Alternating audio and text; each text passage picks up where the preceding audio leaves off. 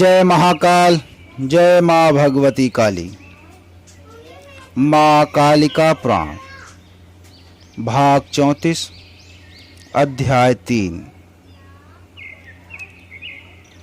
हे विश्व के स्वामिन, हे प्रभु, आप ही समस्त लोकों के प्रभाव अर्थात जन्म स्थान हैं अथवा जन्म देने वाले हैं।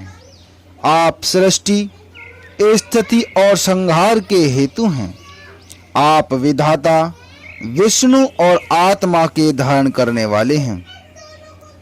आपकी सेवा में बारंबार नमस्कार है। आपकी मूर्ति 10 प्रकार की है और वह मूर्ति ऊर्मी, सटक आदि से रहित है। आप ज्योति के स्वामी हैं। आप ही अम्बोधि अर्थात सागर हैं। उन आपके किए बारंबार प्रणाम समर्पित है। हे परमेश, कौन है जो आपके भाव का वर्णन करने में समर्थ हो, अर्थात ऐसा कोई भी नहीं है जो आप स्थूल से भी स्थूल हैं, अर्थ वर्ग से भी अणु रूप वाले हैं, जो नभ से परे आदित्य के वर्ण वाले, आज उनके ही मिले मेरा नमस्कार है। जो पुरुष सहस्त्र शीर्षों वाले हैं तथा सहस्त्र चरणों वाले हैं, सहस्त्र चक्षुओं से युक्त हैं और इस पृथ्वी के सभी ओर हैं, जो 10 अंगुल के समान परिमाण वाले स्थित थे, वही उग्र भगवान विष्णु यहाँ मेरे ऊपर प्रसन्न हों। हे भगवान, आप 3 की मूर्ति धारण करने वाले हैं। हे हरे, आपको नमस्कार है। हे जगत के आनंद स्वरूप वाले, आपको बारंबार नमस्कार है। हे भक्तों के ऊपर प्रेम करने वाले, आपकी सेवा में मेरा प्रणाम है। मार्कंडेय महर्षि जी ने कहा, स्वयंभू मनु के द्वारा वे भगवान मत्स्य के स्वरूप धारण करने वाले प्रभु की इस रीति से भली भांति स्तुति की गई थी। उस अवसर पर भगवान वासुदेव मेघों के सदृश परम गंभीर ध्वनि से संयुक्त होकर बोले थे।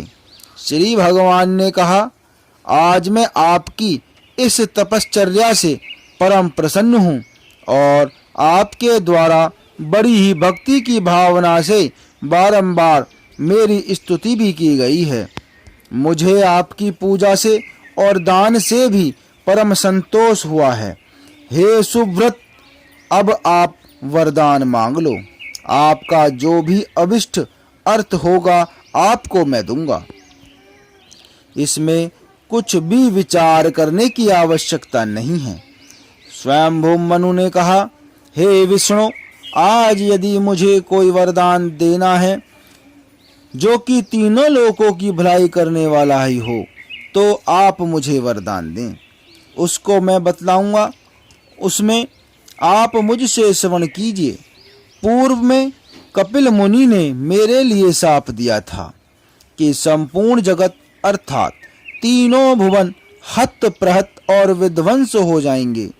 जिसने इस पृथ्वी को उद्धृत किया है और जिसके द्वारा यह पृथ्वी प्रतिपालित की गई है, और जो इसका संहार करेंगे, उन्हीं के द्वारा इसका इस समय में प्लावन हो। इसके उपरांत मैं दीन हृदय वाला आपकी ही शरणागति में प्राप्त हुआ हूँ। जिस रीति से यह त्रिभुवन जल से प्लुप्त अर्थात डूबा हुआ न हो एवं हत प्रहत और विध्वंस्त न हो, आप वही वरदान मुझे प्रदान कीजिए। श्री भगवान ने कहा, हे मनुदेव, मुझसे कपिल कोई भिन्न नहीं है और उसी भांति मेरे द्वारा ही कहा हुआ समझिए। इस कारण से उन्होंने जो भी कुछ कहा है वह सर्वथा सत्य है। मैं आपकी सहायता करूंगा। हे स्वयंभू, इसको अब आप समझिए। इस तीनों भुवनों के हत प्रहत और विध्वंस होने पर एवं जल में निमग्न हो जाने पर मैं श्याममल श्रृंग समन्वित होऊंगा और आप उस समय में मुझको जान लेंगे, अर्थात आपको मेरा ज्ञान प्राप्त हो जाएगा। हे मनुदेव, जब तक यह जल का प्रबंध रहे तभी तक जो भी कुछ आपको करना चाहिए वह अब आप परम सावधान होकर श्रवण कीजिए, जो कि परम पथ्य अर्थात हितकर है, वही मैं कह रहा हूँ। सब यज्ञ संबंधी कोष्ठों के समूह के द्वारा एक नौका निर्माण कराइए। उस नौका को मैं ऐसी परम बना दूंगा जिससे कि जलों से वह भिंदी हुई न हो। नौका ऐसी होनी चाहिए कि वह 10 योजनों के विस्तार से युक्त हो और 30 योजन पर्यंत आयत अर्थात चौड़ी हो, जो संपूर्ण बीजों के अर्थात बीज के स्वरूप में रहने वालों के धारण करने वाली हो और तीनों भुवनों के वर्धन करने वाली हो। समस्त यज्ञों से संबंध रखने वाले वृक्षों के तंतुओं से निर्मित की जाए, जो 9 योजन तक दीर्घ होने तथा व्यास 3 तक विस्तृत हो, अर्थात 3 व्योमों के विस्तार से युक्त हो। हे मनुदेव, आप शीघ्र ही वृहति वरिरिकावटी करिए, जो जगत की धात्री, जगत की माया, लोकों की माता और जगतों से परिपूर्ण वह उस रज्जु अर्थात रस्सी को सुदृढ़ कर देंगी, जो किसी प्रकार से भी त्रुटित न हो। इस वर्तमान जल के प्लवन होने के समय उस नौका में सब बीजों को अर्थात बीज स्वरूपों को रखकर तथा समस्त वेदों को और 7 ऋषियों को बिठाकर आप भी उसमें निस्सन्न हो जाइए, अर्थात उसमें विराजित हो जाइए। हे मनुदेव, आप दक्ष के साथ मिलाकर मेरा स्मरण करेंगे, उसी समय में स्मरण किया हुआ मैं आपके समीप में आ जाऊंगा। मैं श्याममल श्रृंग से समन्वित होऊंगा, उसी समय में आपको मेरा ज्ञान प्राप्त हो जाएगा। जिस समय पर्यंत यह तीनों भुवन हत प्रहत विध्वंस रहेंगे, तभी तक मैं अपने पृष्ठभाग के द्वारा उस नौका के वहन करने वाला रहूंगा। इसमें लेश मात्र भी संशय का अवसर नहीं है। मेरे श्रृंग के जल में प्लवित हो जाने पर उस नौका को उस समय में आप वरिरिका से दृढ़ता के साथ संधन करेंगे। मेरे श्रृंग में नौका के निबद्ध हो जाने पर देवों के परिमाण से 1,000 वर्षों तक जल का शोषण करते हुए उस नौका को प्रेरित करूंगा। हे मनुदेव, फिर जलों के शुष्क हो जाने पर हिमालय पर्वत के बहुत ऊंचे शिखर पर उसमें नाव को बांधकर जिस जाप के योग्य मंत्र के द्वारा आपने मेरी आराधना की है, उस मंत्र के द्वारा जो मुझे संतुष्ट करता है, उसको सभी प्रकार की सिद्धियां प्राप्त होती हैं। महर्षि मार्कंडेय मुनि जी ने कहा, इस प्रकार के वर का वरदान देकर वह मत्स्य उनके द्वारा नमस्कृत हुए थे, अर्थात मत्स्य को प्रणाम किया था। फिर वह जगत के स्वामी, लोकों पर अनुग्रह करने वाले अंतर्ध्यान हो गए थे। स्वयंभू मनु भी भगवान हरि के अंतर्ध्यान हो जाने पर भगवान हरि ने जैसा कहा वैसा ही नौका और रज्जु का निर्माण कराया था। उस समय में स्वयंभू मनु ने समस्त यज्ञों से संबंधित वृक्षों को छेदन कराकर उनको उद्धृत करके वत्स्य आदि के द्वारा नौका का निर्माण कराया था। उन वृक्षों के वल्कल अर्थात छाल से समुद्भूत सूत्रों के समूह से पूर्व में कथित परिमाण से मनु ने वरिरिका की रचना कराई थी। उसके अनंतर बहुत अधिक काल तक भगवान यज्ञ वाराह विष्णु का शंभ का और हर का महान अद्भुत युद्ध हुआ था।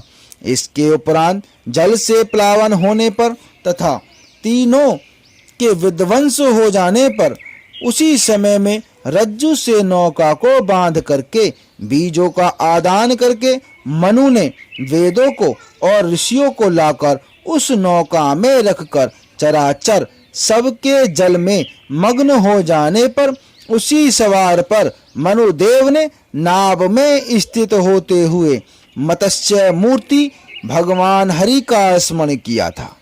इसके अनंतर शिखर से संयुक्त पर्वत के ही सदृश जलों के ऊपर भगवान मत्स्य समागत हो गए थे।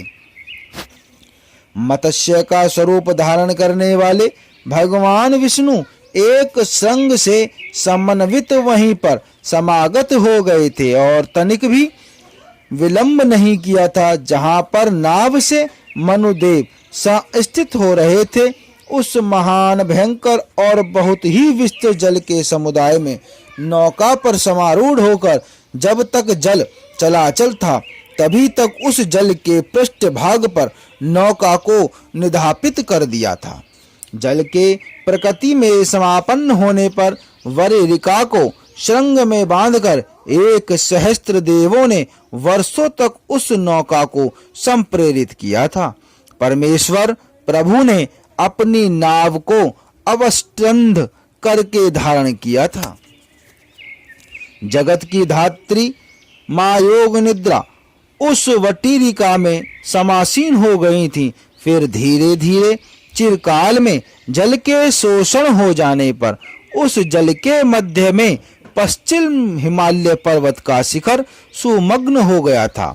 हिमालय प्रभु के जो 2,000 योजन ऊंचा था, उसके 50 सहस्त्र उच्छिष्ट अर्थात ऊंचा श्रृंग था। फिर उस श्रृंग में उस नाव को बांधकर मत्स्य के स्वरूप को धारण करने वाले हरि जो जगतों के स्वामी थे, उन जलों शोषण करने के लिए तुरंत गए थे। इस रीति से भगवान सारंगधारी विष्णु ने मत्स्य के स्वरूप के द्वारा वेदों की रक्षा की थी। महर्षि मार्कंडेय जी ने कहा, कपिल मुनि के शाप से यह अकालिक लय किया गया था, क्योंकि यह अकालिक लय भगवान के द्वारा ही किया गया था। हे दुष्टमो, यह जैसा हुआ था वैसा ही हमने आपको वर्णन करके बतला दिया गया है। आगे का भाग 35 में श्री कूर्म अवतार कथा। जय महाकाली।